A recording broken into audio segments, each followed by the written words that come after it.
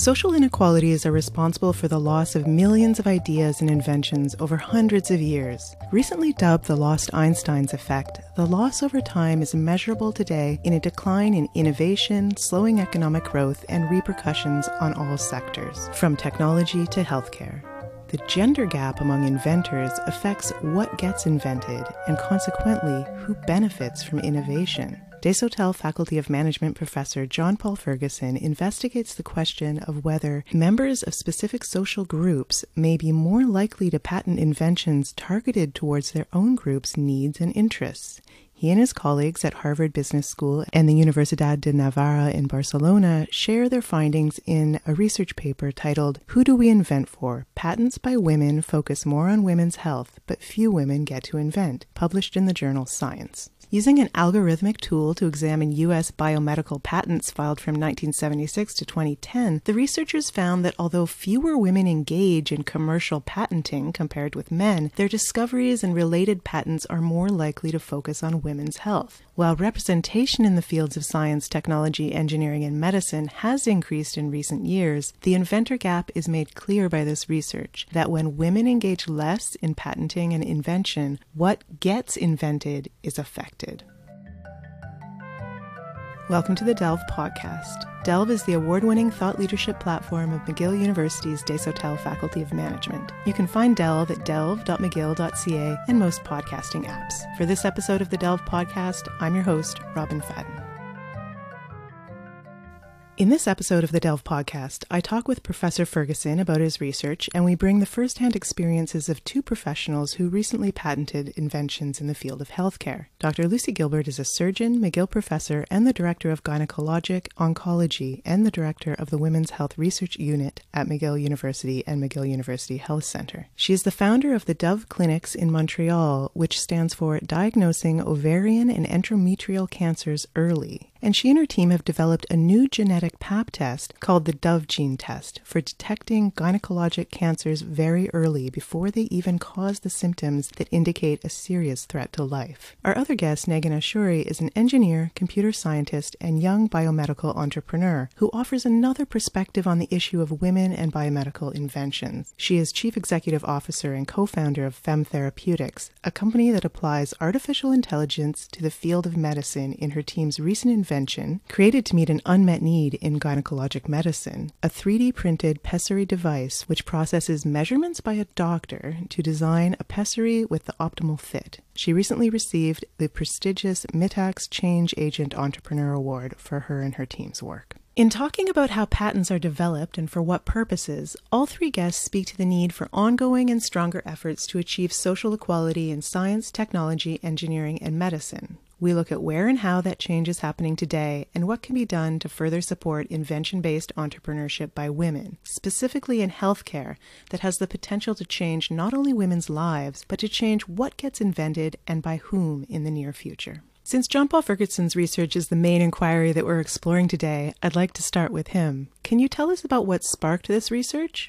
The big question that started it was, how much does who invents matter for what gets invented? And that, I think, is just to give a little bit of background as to why that's an interesting question, other than the obvious that hopefully it sounds interesting. There is a lot of work in recent years, particularly among economists, trying to understand how things like social segregation and discrimination affect innovation in a society. You know, the classic version of this that you will hear is people will say, well, Rome would never industrialize because it could rely on slave labor.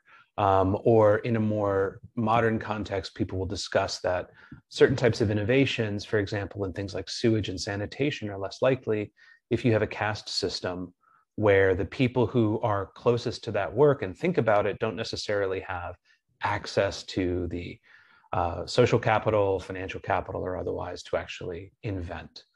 And there's been quite good work on that in terms of what's sometimes referred to as the lost Einstein problem. But a related question, of course, is, well, who specifically is being excluded? And what specifically does that imply for the type of inventions that we might see? And that's a fiendishly hard question to get traction on, because it's one of those social science issues that we all basically think is true. but trying to demonstrate it in an empirical way is quite hard, partly because how do you decide, like how would you even map someone's position in society to the type of inventions that are likely to come up? Part of the idea of focusing on men and women in biomedical research was that as complicated an issue as it is to address, compared to something like social class, race, or otherwise in various fields, this one felt more straightforward, which is by no means to imply that it is straightforward, but in a relative sense, we thought we could gain some traction by looking at this particular area. Thinking about who has been excluded and how to find that kind of information, could you tell us what particular data you analyzed to conduct this study? The original idea was to focus on biomedical inventions. And part of the reasoning here is that there's really good data on patents that have been granted. If it became important, there's also good data on patents that have been applied for, whether or not they have been granted. And a tremendous amount of work has been done by people over the last, let's say, 5 to 10 years to give us better identifying information on the inventors themselves. At the very least, we've gotten good at making very high quality assessments of gender from the name information on patents. The other key thing that was important here is to take advantage of a machine learning algorithm that has been developed by the National Library of Medicine. So for many decades, the National Library of Medicine hires people to read and tag research articles that are published that have some sort of medical impact. And the idea here is that if I'm a physician, for example, and I'm trying to find recent work on cirrhosis of the liver, for example, that by searching those tags, I can find recent publications. In recent years, to scale that kind of work, the National Library of Medicine decided to create an algorithm that makes predictive tagging of medical texts. The main innovation in the paper was to say, well, can we use the same algorithm and feed it the title, the abstract, the early body of patents, and get similar quality tagging, which would allow us to look at the universe of patents in a way that was not possible a few years ago. And so the bulk of the research data come from the USPTO, that's the Patent and Trademark Office, data set, which basically has every patent from 1976 going forward. For various reasons, we use all Class C patents, which are biomedical patents, between 1976 and 2010. We drop off in 2010 because we want to make sure we have enough years after it's been granted to make sure that we have the whole population because of the way that the USPTO phases patent data into the file. And then the bulk of the sort of back end of the paper was validating whether or not using the medical text indexer, which is the name of the machine learning algorithm that the library had created, would it work well on patent data for doing the same kinds of classifications? Good news, yes. So the paper was possible. Just before we start talking with Dr. Lucy Gilbert and Negin Ashuri about their processes of invention, which comes at a time in history that could be argued is more supportive of women inventors, women's health, and funding women's entrepreneurship, could we hear more about what the research data reveal about the social history of biomedical invention and women's place in it? One way to think about this paper is we're trying to understand where progress had come from. And I think that's important for us to understand because the idea that there is a systematic ignoring of or exclusion of women from biomedical research and invention, that there are biases, for example, in the granting rate of patents, this has all been pretty well documented by prior research. But we also know that the level of said exclusion or discrimination has changed over recent decades. Things are by no means perfect. We're not yet close to 50% men and women inventing, but the share of inventions by female inventors has gone up quite a lot since the late 1970s. And the share of biomedical inventions that target diseases or conditions that disproportionately affect women has also gone up, such that in a few recent years, there have been more inventions specifically targeting women than inventions specifically targeting men. It's only a couple of years. Over the bulk of the years that we look at, it's definitely the case that there have been far more inventions that target diseases and conditions that men suffer from. Also, to be clear, most biomedical inventions don't have a sex focus in the same way. So what we're usually talking about is about 1 in 8 inventions target conditions or diseases that mostly affect women, about 1 in 8 mostly affect men, 3/4 are basically sex neutral. And so the big question we had was, how much of that increase in the focus of invention could you explain due to the increase in female inventors? Because of course, the counter argument could be that this relationship is spurious, that we have a shift in focus where male researchers are more likely to focus on women's issues as well as men's. And that same shift in focus also makes, for example, male researchers more likely to admit and tolerate women within the field. And then you'd have these two things going up at the same time, but they're not necessarily attributable one to the other. That is not the case, as might not surprise a lot of people listening. At best, we could say a bit less than half of that increase might be due to the changing focus and priorities of male inventors, but more than half of that growth, because we're estimating direct models of conditional on the sex composition of the invention team, what's the probability that this invention gets tagged as affecting diseases or conditions that mostly affect women by the MTI. More than half of that shift, I mean, you just have to attribute to an increased presence of female researchers and inventors. You mentioned common counterarguments to research findings on sex and gender disparity. To what extent did you address these counterarguments in your research? The paper also looks one stage upstream, because a common question you get asked is, well, is there just a differing propensity, for example, of men and women to invent?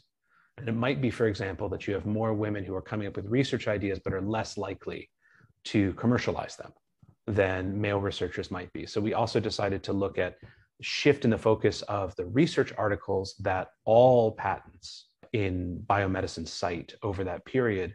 For what it's worth, you find exactly the same patterns. More female researchers lead to more articles that are focusing on diseases and conditions that affect women. So we don't just think this is some question about the sexes have different propensities to patent, for example.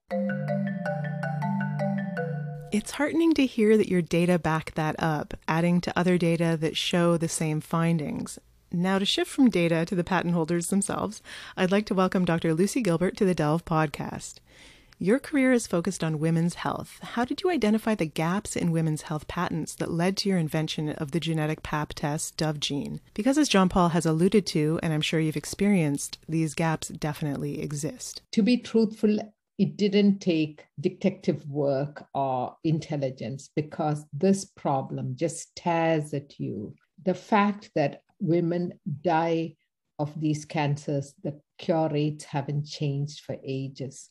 Nobody, you have to be insensitive not to see it. So the cure rates for ovarian cancer, the high-grade serous ovarian cancer, the high-grade serous endometrial cancer are as it was when I started medicine. It's an obsession with me, because if we don't address this, it would be negligence. So that's not subtle, it's not nuanced, nothing. It's a big problem. So I started not with an invention. I thought just applying ordinary principles of medical practice, access, and things like that would solve the problem. So in 2008, I started the Dove clinics, which is starting clinics that were free, fast track, didn't need a referral, because we think very traditionally, oh, this is because there aren't enough GPs, there are not enough gynecologists, women don't know about this problem. So you address fundamental little steps to make it easier. So we started clinics all over Greater Montreal, positioned them in places which had older population, less mobile, francophone, all the things that we thought would create results, and found that it shifted.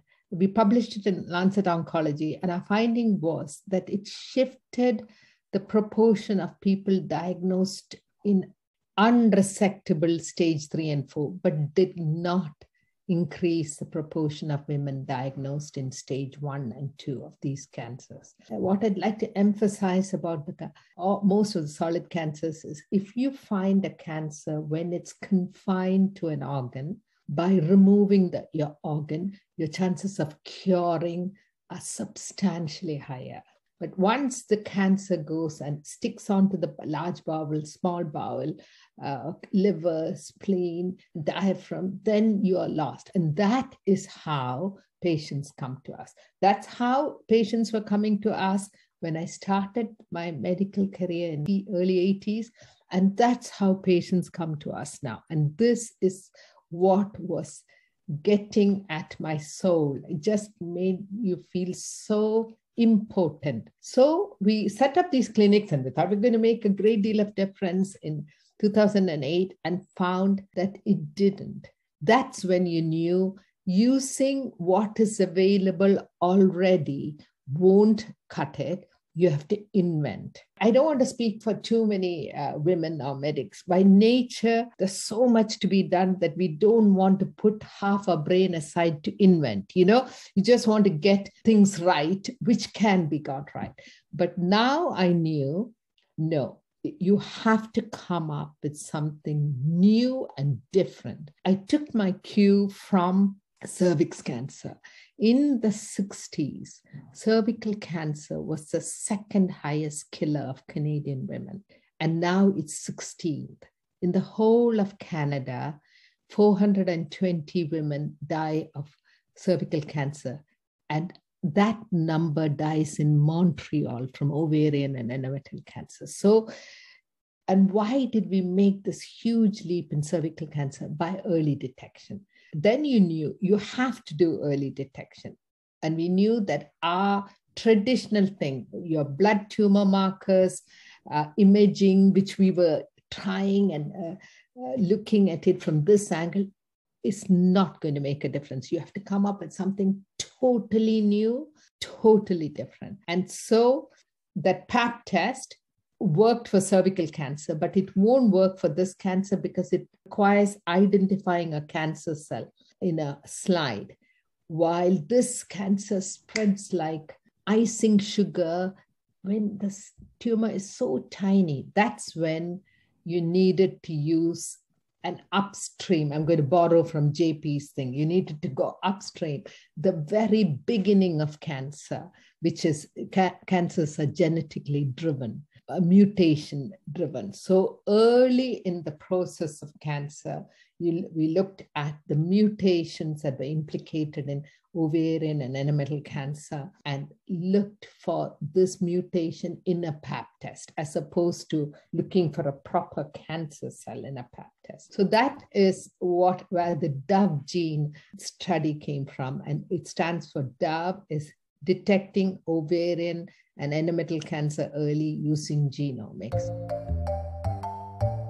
Dr. Gilbert's experience today and over time, well, a sample of one, illustrates Professor Ferguson's findings, including the fact that today more women are inventing and that they're patenting tests, devices, and other inventions for women's health. We're going to bring in the voice of young entrepreneur Negan Ashuri now, who just a few years ago took part in a surgical innovation program run by McGill, Concordia, and ETS universities here in Montreal. That program was designed to bring together people with business, technology, and medical backgrounds. Negan's team investigated gynecology, looking at surgeons' unmet needs in the hospital environment, from emergency rooms to operating rooms to clinics. Negan, what was the experience in this program that sparked you to found Fem Therapeutics and embark on the process of becoming an inventor and patent holder? How we found Fem Therapeutics, actually, it was really interesting. So I came here in Canada in March 2018, and my study started in September 2018. So we were seeing if surgeons need something that they don't have, if we can find something that can help patients. And surprisingly, in the field that we were, gynecology, it was surprisingly, the technology there was surprisingly underdeveloped. And we literally saw how surgeons are using tools and the technology isn't developed that much in compared to other fields of surgery. We were seeing in the operating rooms that lots of women come for a surgery, which is called hysterectomy, to remove their uterus. or they are coming for reconstructive surgery. So they have prolapse. So we sat with our clinical supervisor. He explained to us that this is the condition. So it's very common. 1 in every 10 women around the world will have this condition. The non-invasive solution is a pessary, but they also fail in 40% of the time. So women just discontinue using them. Thanks for talking about how you linked your technical problem-solving perspective to what surgeons and gynecologists, not to mention what women, were experiencing in a clinical setting. Dr. Gilbert, I'm very interested in how you described your clinical experience overlapping with your invention process, that they both needed to be there to understand what was needed to achieve the goal of bringing the rate of these cancers down. If you had been working only in a lab, you might not have come up with this early detection test. I started this work with Bert Vogelstein, who's a very well-known scientist at Johns Hopkins. And we were able to branch off and progress at a phenomenal rate.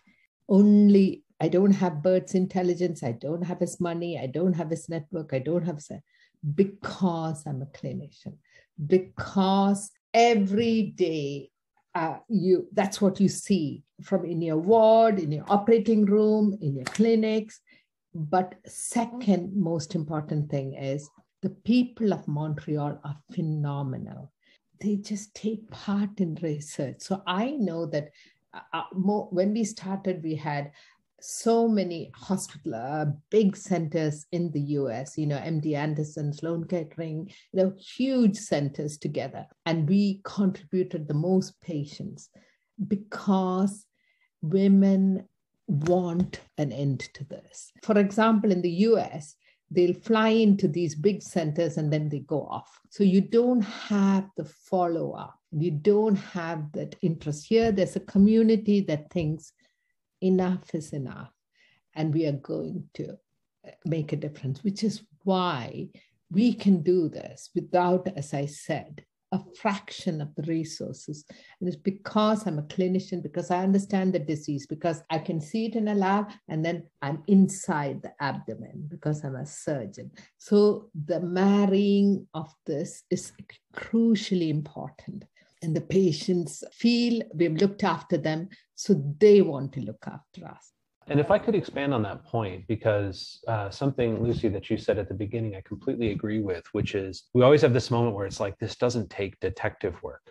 And then you find yourself asking, well, why is it that we have to go to so much trouble in these articles then? And it's worth pointing out, if I can draw a parallel, a couple of years ago, we published a paper looking at segregation by race in employment between workplaces in the United States. And what we found is that it's actually been growing over the last generation, not declining as a lot of people thought.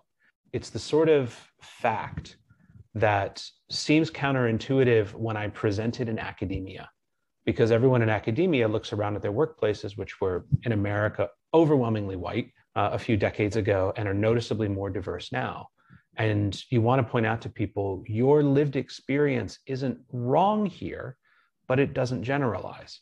That is the definition of segregation, that the labor force as a whole, for example, has diversified at a rate much greater than many organizations have. And so even though you see more, for example, female or non-white workers in your workplace, that doesn't mean that the average person's experience has been one of greater diversity. I mention it because the question of it doesn't take detective work is how often are we making these arguments? I hate to say it this way, but to people like me, which is to say, we often joke, white men don't see social structure. And the reason we don't see it is that social structure is designed to support us and get out of our way. So trying to demonstrate to someone the importance of a social division that they haven't had to think about much in their life is often why we find ourselves spending so long on the sort of statistical sleuthing to say, no, that explanation you just came up with, which does not require you to revise your worldview, doesn't actually hold up. But also, per the point you made, Lucy, right at the start there, it doesn't take detective work, and yet having a piece of detective work published in what's considered a leading journal to say, no, actually, this is not just my experience, it's been found elsewhere, and you can't just ignore it as anecdotal. I hope that's a contribution. That's a good segue into what the challenges and barriers were that Dr. Gilbert found in inventing and patenting the Dove gene early detection tests. there's a huge chasm between an invention and then getting it out. Because I'm sure this applies to all patents, but I can only speak about medicine. It's not having the idea. It's not seeing that it works in a lab. It's not seeing in a tiny self-selected population. It is when put out into the public, will it cause more harm? That it's always more harm than good. It requires so much of resources and funds. Unfortunately, women struggle to get access to funds. This is everybody, all scientists. You go to a cafeteria and three people come together and everybody's moaning about access to funds. But the likelihood of women, and it's not so much grants. Grants are awful to get to.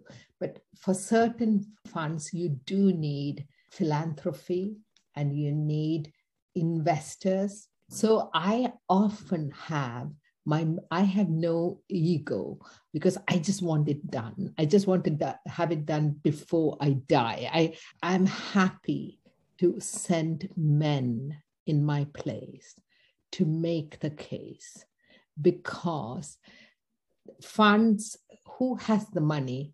White men have more money than others. Is that true? Do you have a scientific article on that? It's true. And until it changes, you can feel free having a go at white men. We can console ourselves with all the cash. Go on.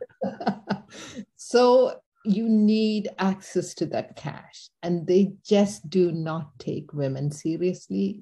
You have to just keep at it. These are structures, and I liked your sentence, JP. You said the social structures, you don't even notice some of these things that support men and make it easier. We notice it when it's not available. I'd like to bring Negan into the conversation again. Negan, you started on this path of biomedical entrepreneurship through a master's program that gave you access to practitioners. Then you won in the Dobson Cup competition at McGill University, providing you with recognition and a lead to funding that validated your idea. That's a serious leg up in the world of biomedical innovation, which tends to require significant funding for research and development. Now you're part of Incubator Santec, focused on funding new medical technologies. You've had a great start in your entrepreneurship journey, but what challenges have you experienced bringing your invention to fruition? Lots and lots of challenges since we founded the company. I personally really wanted to be an entrepreneur from young age. I guess I decided to do this when I was 20 years old. When I saw that there is really a problem that we can actually solve, I really wanted to dedicate myself on this. The first challenge was that not all of us thought that way, and people had other priorities in their life. Right now, we are 4 people along with our clinical supervisor. So that was the first challenge. But, patents are not really easy to file because they should be general enough and specific enough. On the same time, you have to be specific enough so you distinguish your idea from others. In my experience, also, we have faced lots of challenges in terms of being a woman in this space. Although there are lots of initiatives for women to encourage them, lots of people are from the previous generation of startups and venture capitalists. And how they see you, even if they say that they're okay, they believe in you and they think you can do this, at the end of the day, you can see that that's not going to happen. Professor Ferguson, you looked at so much data for your research. Hearing these firsthand experiences behind the process of invention and acquiring patents, how do you view personal experience in your inquiry? I feel like it's my job to take the personal experience and depersonalize it. I mean, I'm a statistician. Welcome to my world. So there's a paradox I run into a lot in this kind of research. I'm going to give a shout out to one of the great American social scientists, the comedian Chris Rock, who has a bit where he was discussing desegregation in baseball in the United States, where he said, people often say that Jackie Robinson desegregated baseball in 1947, when in fact, you could probably argue that baseball wasn't desegregated in the United States until the 1960s, and maybe even until the 1970s. And the indication of that is it's only at that late date that you start to see bad Black baseball players, which is to say, you know that there isn't much of a barrier to getting into baseball when you can have an embarrassingly bad African-American player, because previously you had to be amazing to even be considered. And I bring it up because it shows up all over the place that people treat the high performance or the extra institutional incentives that have been put out for a particular group as a sign that that group faces no hostility. And it's just bizarre because, so I know when this article was published, there were people on Reddit pointing out just a hair defensively about how welcoming STEM is to women and how many scholarships there are for undergraduate majors who are women and who want to major in STEM fields and so on. And you want to point out, when you have to have specific scholarships, that's often a sign that the group is underrepresented. We don't give special scholarships to groups that are there in large numbers. That's expensive.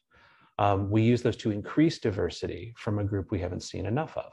One of the early tests we did was to look at what this effect that we were finding of female inventors was across different patent categories. And in particular, we compared pharmaceuticals to surgical instruments.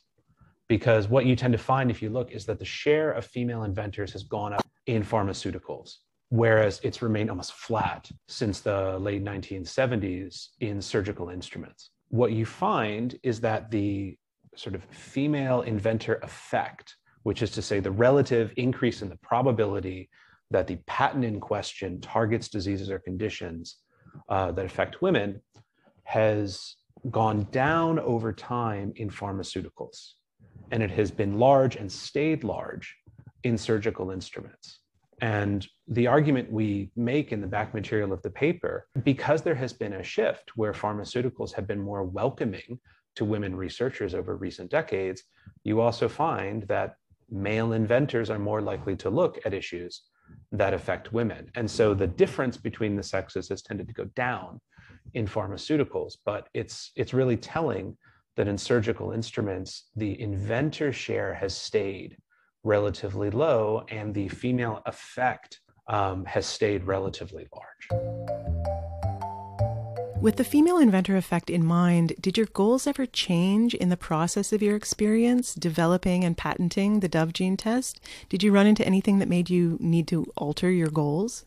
I think I have a psychiatric problem that once I get fixated on something, it stays. And because the reason for this invention was to reduce suffering and save lives, that goal hasn't changed.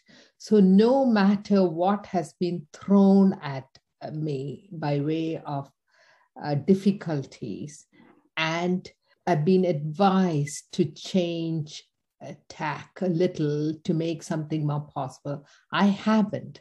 My goal, I started literally with the end. The end had to be, there should be a test that's available to all women, regardless of ability to pay.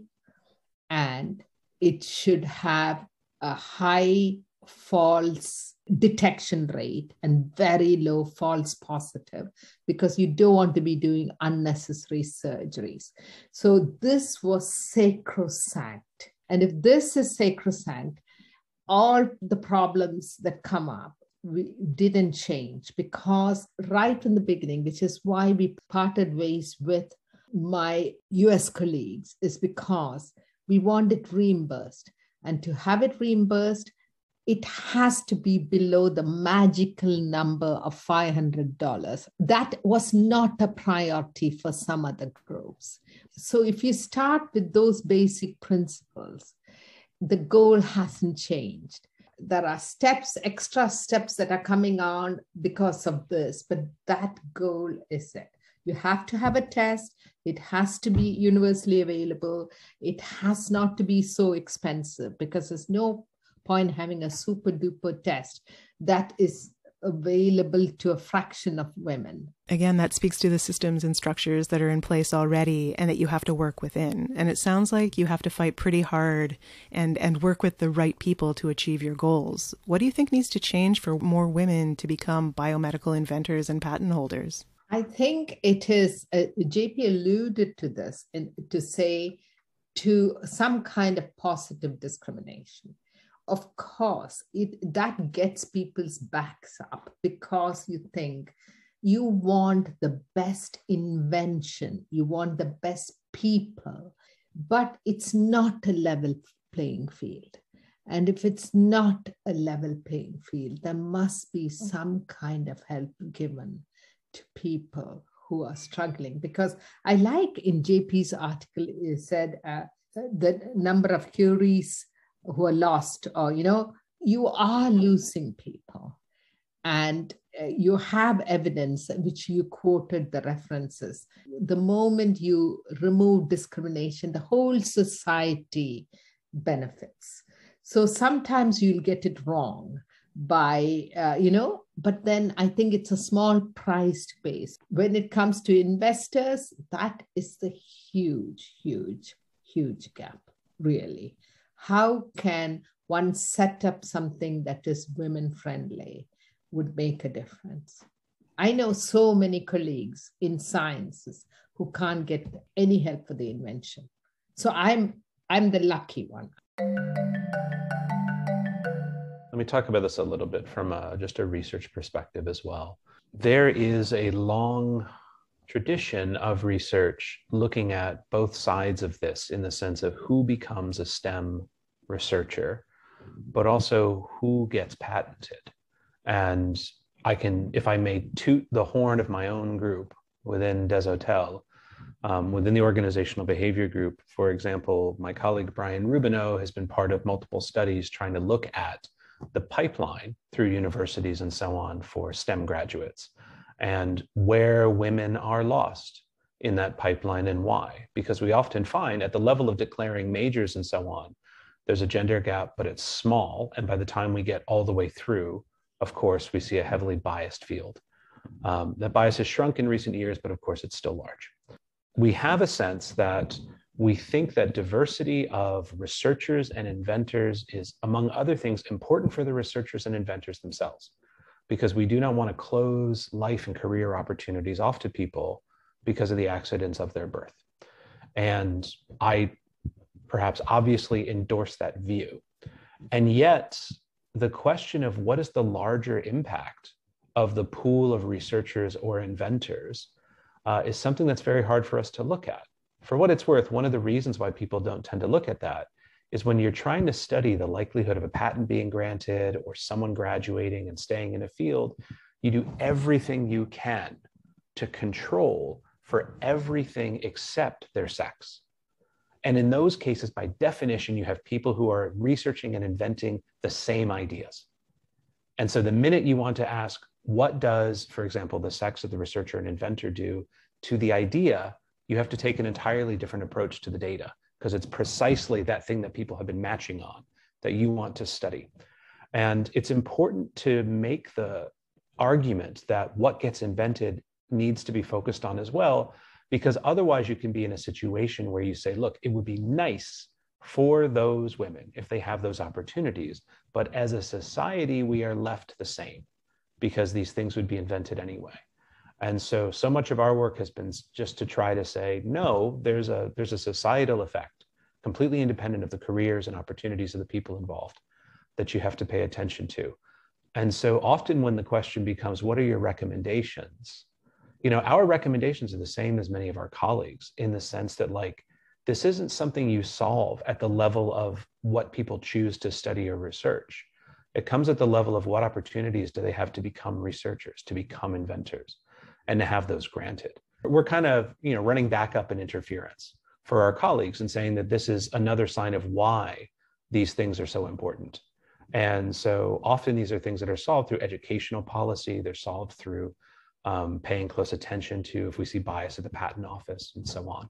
It's very much going to the next level of saying we need more representation. We need beyond that. Representation is only step one. So my final question to all of you in light of this research and what we've talked about today is, what makes you optimistic about the future of biomedical innovation and what will be invented in the future?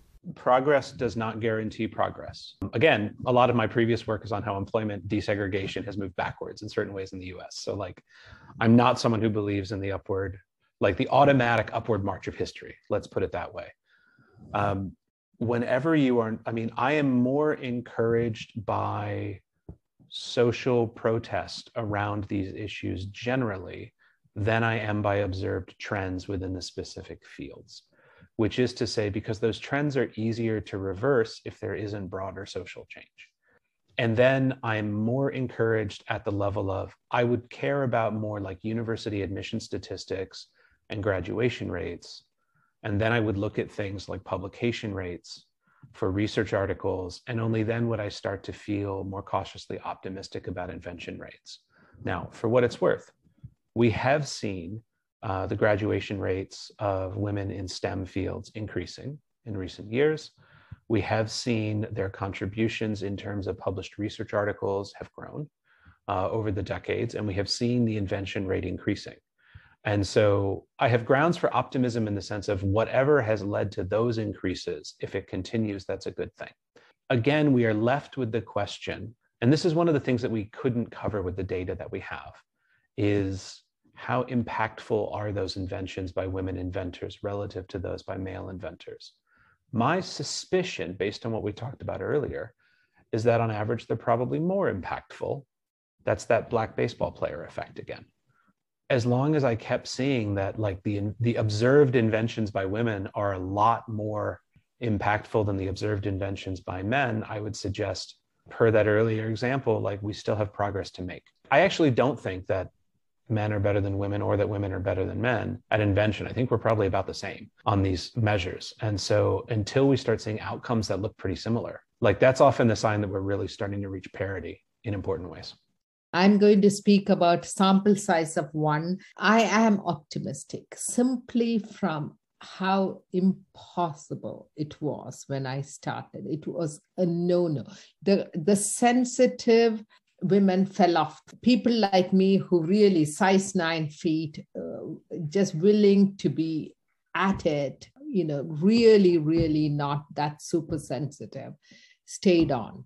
Now there's room for all kinds of women gradually. And the one example I'll give you, for the first time in the history of McGill, the surgeon-in-chief is a woman. When I became a surgeon, a gynae oncologist, 0.2% of women were allowed to be surgeons. We could be anesthetists, we could be geriatricians, but not. So now to have a woman surgeon-in-chief and a woman who has 4 children.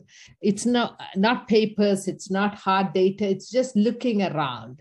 And you're not as lonely. That is the key. You went before to a meeting and I was dreadfully lonely. Just so different in terms of color, accent, voice, expression, and sex. And now I am very optimistic. I am really. And Megan, you reached out to key opinion leaders, gynecologists all around North America recently for feedback on your invention. Did their responses encourage you not only in your own work, but in how you look at the future of biomedical invention in women's health? They are very eager to have new technology in their field implemented. So they are really looking for new invention in this, and they are ready to change because, the integration would not be easy for everyone, especially for the surgeons, But in this field, in the women health, in my experience, I saw lots of positive feedbacks from them, and I saw that they are really ready for new invention and integrate to it easily. So I guess that the future of women health is very, very promising. Whether we're looking at research like Professor John Paul Ferguson's that analyzes a massive amount of social and historical data, or we're hearing firsthand experiences of biomedical inventors today like Dr. Lucy Gilbert and Negin Ashuri, stepping into the next level of inquiry around the impacts of inequalities is vital to making broader change happen. The problems that inventions such as Dr. Gilbert's Dove gene test and Negan Ashuria's customizable pessary seek to solve may be specific in their use and to whom they are useful for, but the impact of these inventions and their inventors within biomedicine is linked directly to broader social and cultural change, from women's changing roles in the labor market to the inclusion of previously overlooked change-making inventors and their inventions.